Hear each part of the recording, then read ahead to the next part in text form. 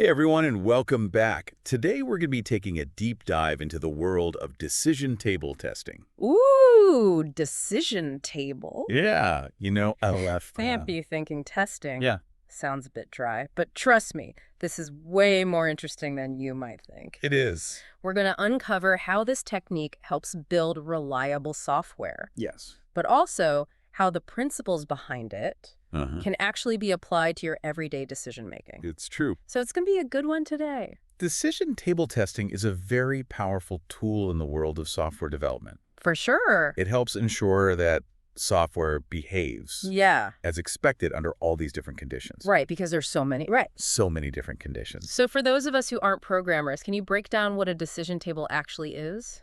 So in essence, a decision table is like a visual representation Okay. that outlines all the possible scenarios Okay. in a given process. Mhm. It's a structured way to map out what should happen based on different inputs. Or Then conditions. she's got like, Think of it as a cause and effect table, got it. where you list all the potential inputs a user might make Okay. and then clearly define what the corresponding outcomes should be.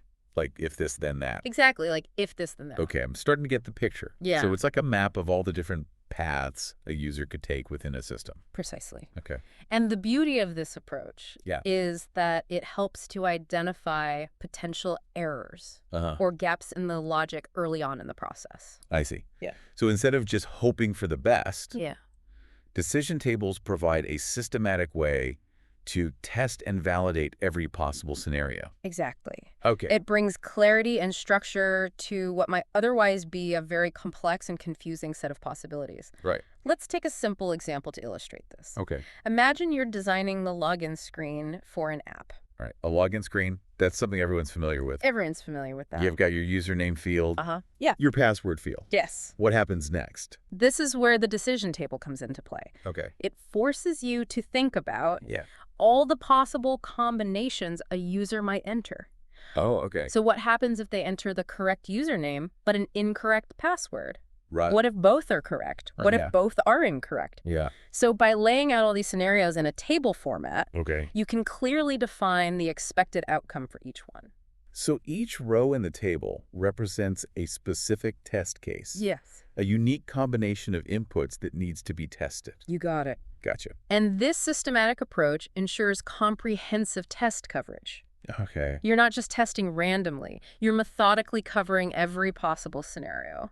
Right. So we've got our login screen example. Yes. What about something a bit more complex? Let's take the example of an upload screen. Okay. Imagine you're building a platform where users can upload images.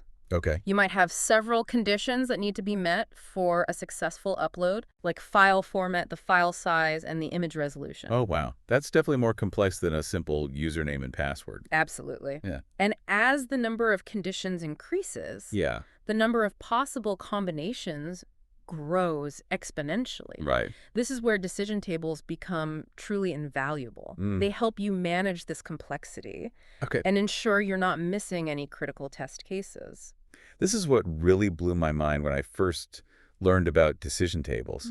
It's like, even if you think you've considered every possibility, Right. the table forces you to confront all the potential scenarios, Yeah, even the ones you might have overlooked. exactly. Wow. And with something like an upload screen, there could be numerous combinations. Right. What happens if the file format is correct, Yeah. but the size is too large? Okay. What if the resolution is too low? I see what you're saying. All kinds of combinations. It seems like it could get overwhelming pretty quickly. It certainly can. Yeah. But, with these larger tables, a trick I use is to group similar conditions together. Oh, that's smart. Yeah, it helps visualize the logic and spot potential errors more easily. That's a great tip. Yeah. So it's not just about blindly filling in the table. No. It's about strategically organizing it to make it as useful as possible. Exactly. Okay. And speaking of usefulness, one thing that often gets overlooked is how decision tables can be valuable even outside of software testing. Wait, really? Yeah. So it's not just for programmers? No, it's not just for programmers. Wow, if we can use decision tables to map out all these login and upload possibilities, it makes me wonder, where else could we apply this kind of thinking? Well, it's all about thinking systematically, and that can be applied to so many things, Right. not just software. Exactly. I mean, I'm already starting to see how this could apply to like everyday decisions, like planning a trip, for example. Oh, yeah. You've got so many variables to consider. Sure. Budget, destination, dates, who you're traveling with. It's true. A decision table could be a fantastic tool for mapping out all those possibilities. You could list your criteria along the top, Mm-hmm. budget, destination, type, travel time, Yep. and then list your potential options down the side. I love that. So each row would represent a different trip option, Uh-huh. and the cells would show how each option stacks up against your criteria. That's right. I could see how that would help make a more informed decision Yeah. instead of just going with your gut. Yeah. Absolutely. It's about bringing that same level of clarity and thoroughness to your personal decisions. Totally. It can help you weigh the pros and cons more systematically Yeah. and avoid those, oh, I wish I had thought of that before moments. Exactly. That's so cool. Yeah. It's like decision tables give you a framework for thinking through complex situations, whether it's software development or planning your next adventure. But wouldn't creating a decision table for something as complex as a trip be overly time-consuming? Well, Is it really practical? that's a great question. Yeah. It's true that decision tables can become unwieldy Yeah. if you have a massive number of inputs. Right. But remember, the goal isn't to create an exhaustive table for every single decision in your life. Right. It's about recognizing the situations where this kind of structured thinking Yeah. can be most beneficial. So it's more about having the tool in your mental toolbox Exactly. and knowing when to pull it out. Yeah. This is making me think about how decision tables are used in software development, Uh-huh. particularly when it comes to communication between different teams. Yes. I remember reading that decision tables can be a really valuable tool Absolutely. for ensuring everyone is on the same page. One of the biggest challenges in software development is making sure that everyone involved, Oh, for sure. developers, testers, business analysts, even project managers, So many people. has a shared understanding of how the software is supposed to work. Right, because you've got all these different people Yes. with different perspectives and expertise. Totally. And things can get lost in translation pretty easily. Exactly. Yeah. But with the decision table, you have this clear visual representation Okay. of the system's logic. Mm-hmm. It eliminates ambiguity Okay. and ensures that everyone is working from the same blueprint.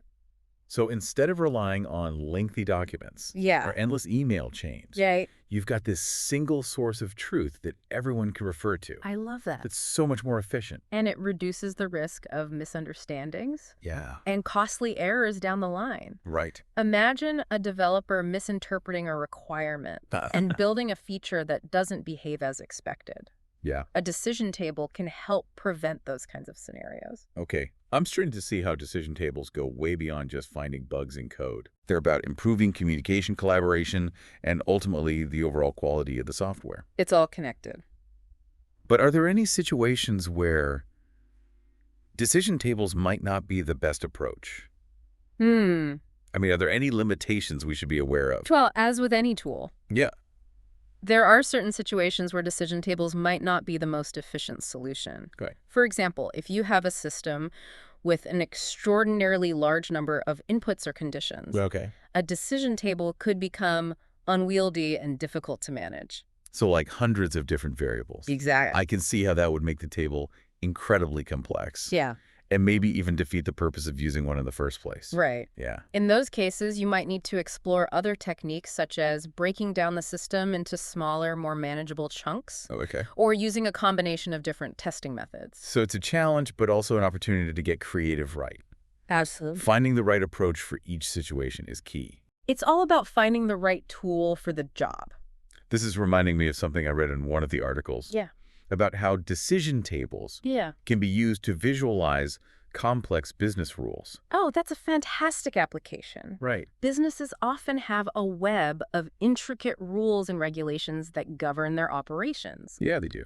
Decision tables can provide a clear and concise way to represent these rules, Okay. making them easier to understand, implement, and maintain. So it's like taking a messy set of guidelines Yeah. and turning it into something that's easily digestible. Exactly. And that can be incredibly valuable for everyone involved. Yeah. From the employees who need to follow those rules Yeah. to the IT professionals who need to translate them into software systems. It's fascinating how a tool that was originally developed for software testing Yeah. can have such a broad range of applications. What's fascinating here is how the principles behind decision table testing can be applied to almost any situation where you need to make a complex decision with multiple variables. Okay, I'm definitely feeling inspired to start using decision tables in my own life. I love that. I think I'll try it out for my next big decision.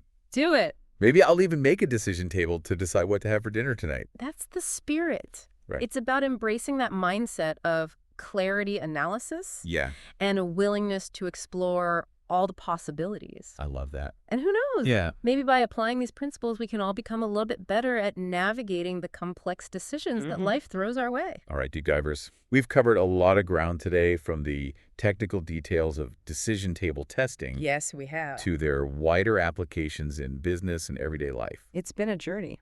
But before we wrap up, I want to go back to something you mentioned earlier Okay. about how decision tables can help prevent those, oh, I wish I'd thought of that before moments.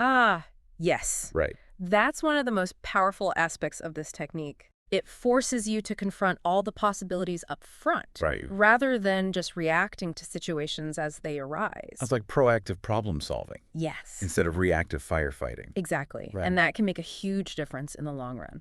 I bet. Whether you're building software, running a business, or simply trying to make the best decisions in your personal life. I love that. Yeah.